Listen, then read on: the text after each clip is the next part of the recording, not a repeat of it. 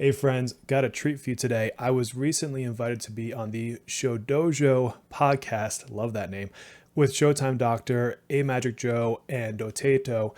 And I have a clip to give to you today from that podcast. And I'm going to invite you to watch it and then swing over to Showtime Doctor's YouTube channel. I'll link it below. He's got the full podcast there. We had a great conversation around a tier list of sub-legendary units that you can use to clear the weapon trials all the way through to the end. Lots of good information that A Magic Joe presents. Great dialogue on the different characters by all of us.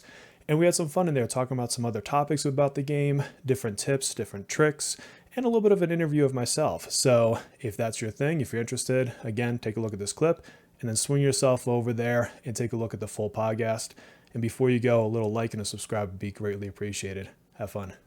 I'm a lot more specific on my star trial because I know some of the Voyage Memento requires you to do like 20 nodes or so many nodes for each of the different, breaker, seeker, whatever.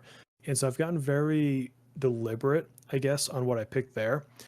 And then on the Radiant Powder, shameless plug for my video that I actually launched recently, I pulled together a spreadsheet and I actually went level by level on how much every level costs. And I think it was something like 264,000 powder to go from level 1 to 60. It is massive. Wow. And what I don't think people notice is if I go from one level to another level, it's like 12 total stats. And so the pressure of I have to get to this level is only netting you a few things, right? And we all know, all of us have hit that Radiant Powder crunch at this point, at some point, unless you're, shelling out the credit card, which is fine if you are. I don't have any hate on that. But I think for the average player, that's going to be a bottleneck. And so I run that Radiant extra reward every single day without fail, just like the memory shards. Yeah.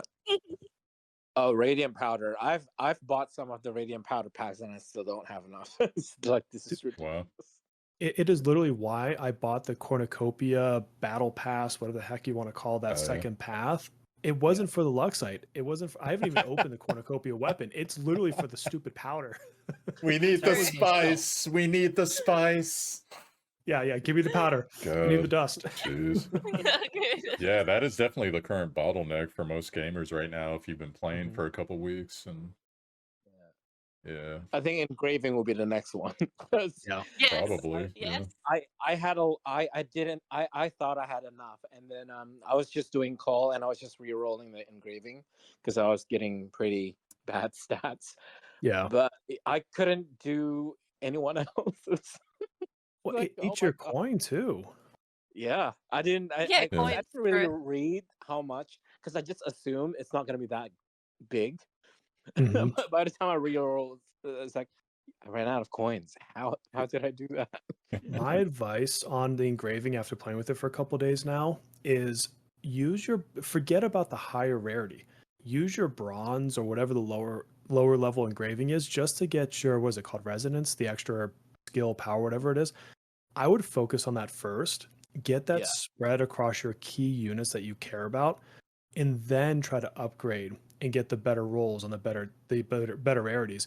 Because until you get that resonance power, it's a gamble, like you said. It's a crapshoot. You might get magic attack on Cole, and like, who gives a crap about that? I didn't even think about that. That is great advice, actually. That is great advice. Actually, I'll toss that in the video. That's what I thought, because I should have just spread it across everyone and get everyone's resonance first before. I've only gotten one right now, and it's on my axe that has armor defense ignore. And so I got that, but I used 2 golds, but I've been sitting on it because I'm like, I really need to understand this before I just start frivolously enchanting stuff. Yeah, I mean, as far as I can tell, the higher rarities just give you a better stat spread. But I think so far all of them say like 1 to 3 stats, or maybe the bronze is 1 to 2. I can't remember. I'd have to go in the game and check. But it's whatever. The bronze is less of a number, so less physical attack, whereas a gold, I'm assuming eventually rainbow, is even more than that. So as long as you get the resonance power that you want, then it's the stat chase. And I think that and the tarots are probably the end game, right? That's the here's my gamble, here's my refresh every night, right? Well, speaking of tarot, it's looking like the greater majority of players, they're having an easier time 3-starring the weapon boss trials than they are the actual tarot dungeon. Which is pretty interesting because it's not that you can't beat it, it's that can you do it in 11 turns? Yes, you can. I just finished all those 3. There you go. Joe did it with all bronze. Yeah, I know Joe has good guides on it. It's because, but it requires a lot of effort. Like I saw like some guy posting a clear for the Tarot Residual 1 using Convallaria and also Inanna, but we pretty much don't have those good units, right? And then we just want to try to use all the units that we have. But I mean, like, it's a good clear. Like that video really inspiring me. Like, oh, how can I do this with the units that I have? And I finally managed it. So, but pretty much it's require level 50. So you might have to unlock the tarot card special entry or like the special buff, and also you want to upgrade some of your weapons to level 60 as well.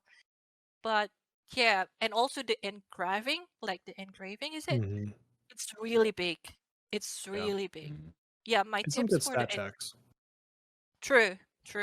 And also my tips for the engraving is just use the rare or like the epic one. It costs a lot cheaper than the legendary one. I think that's what I did.